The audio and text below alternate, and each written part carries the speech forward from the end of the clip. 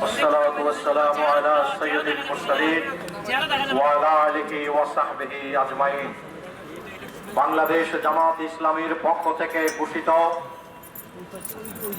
গাজায় জায়নবাদী ইহুদিদের বর্বর হত্যাকাণ্ড, মানবতার বিরুদ্ধে জঘন্য অপরাধের বিরুদ্ধে আজকের চট্টগ্রাম মহানগরী কর্তৃক আয়োজিত এই বিক্ষোভ সমাবেশের সংগ্রামী সভাপতি বীর চট্টলার অবিসংবাদিত নেতা জনাব আলহাজ শাহজাহান চৌধুরী, জামাত ইসলামীর চট্টগ্রাম মহানগরীর নেতৃবৃন্দ, শ্রমিক ছাত্র নেতৃবৃন্দ, প্রিয় সাংবাদিক বন্ধুরা, আইন শৃঙ্খলার কাজে নিয়োজিত সদস্য ভাইরা, বীর চট্টলবাসী, মুআজ্জাজ উলামায়ে ইকরাম, আসসালামু আলাইকুম ওয়া রাহমাতুল্লাহি ওয়া বারাকাতুহু।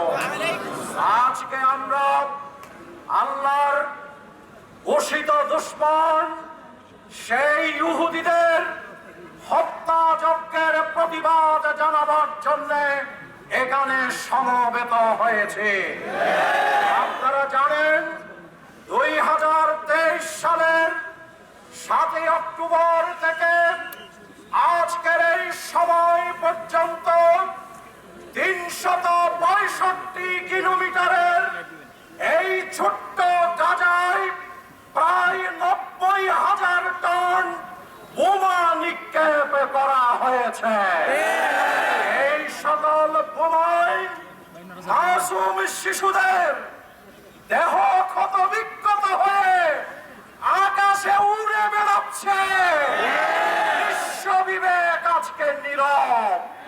সংগ্রামী বাইসব সেই জেনেভা কনভেনশন লঙ্ঘন করে, যুদ্ধবিরতির চুক্তি লঙ্ঘন করে বিশ্ব সন্ত্রাসী নেতানিয়াহুর নেতৃত্বে সাম্রাজ্যবাদী আমেরিকার মদদে আজকে গাজার রাফা শহরকে মাটির সাথে তারা মিশিয়ে দিয়ে এই কথা বলছে তাদের বিজয় নাকি সন্নিকটে।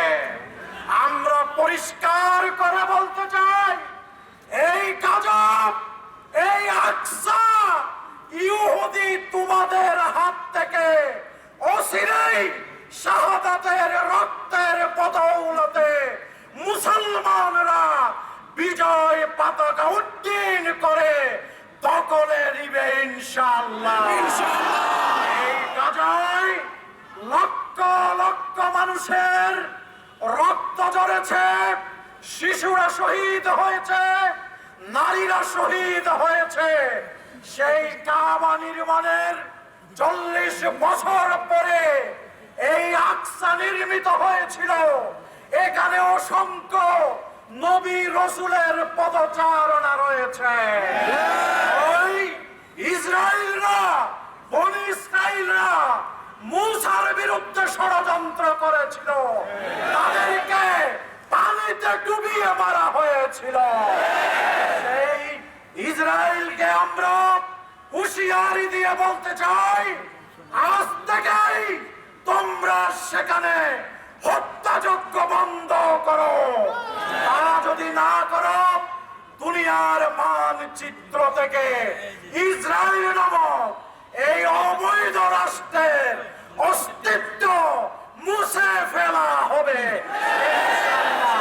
আমরা আরব বিশ্বের বিনাশী শাসকদের ধিক্কার জানিয়ে বলতে চাই, তোমরা আমেরিকার পদলেহন করার জন্য ফিলিস্তিনের ব্যাপারে তোমাদের অবস্থান পরিষ্কার করতে পারোনি।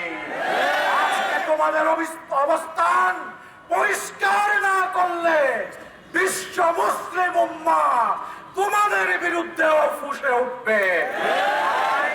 বিশ্ব নেতৃবৃন্দের কাছে আমরা আহ্বান জানাতে চাই, মানবতার বিরুদ্ধে জঘন্য অপরাধে নিয়োজিত, যুদ্ধ অপরাধে নিয়োজিত, গণহত্যায় নিয়োজিত এই ইসরায়েলিদের বিরুদ্ধে ঐক্য প্রতিরোধ রচনা করে দুনিয়ার মানচিত্র থেকে তাদেরকে বিদায় করে দেওয়ার জন্য আপনাদের সোচ্চার ভূমিকা পালন করার উদাত্ত আহ্বান জানিয়ে বীর চট্টলাবাসীকে সংগ্রামী অভিনন্দন জানিয়ে আমি এখানে এই কথা শেষ করতে চাই।